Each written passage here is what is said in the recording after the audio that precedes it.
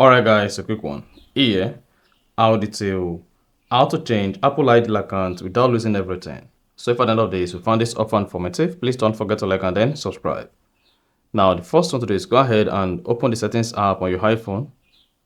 On the settings, click on your Apple ID account name. Now if you scroll down, you should say sign out. Now go ahead and click on sign out.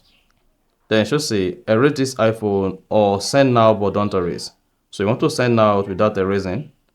Now it should say send out but don't erase. So go ahead and click on continue. Now items will be removed, your Apple account, find lock and wallet. Click on continue. Then you'll be prompted to sign into your Apple ID account. So go ahead and type in your password.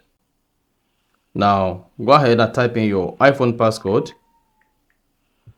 Now this is going to be autofill. Then you want to create a new password.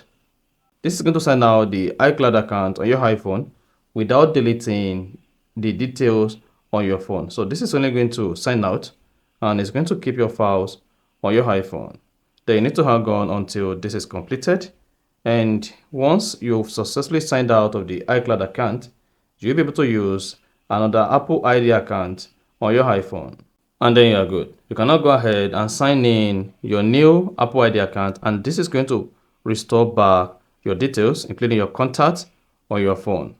And then you're good. So if you found this offer informative, please don't forget to like and then subscribe.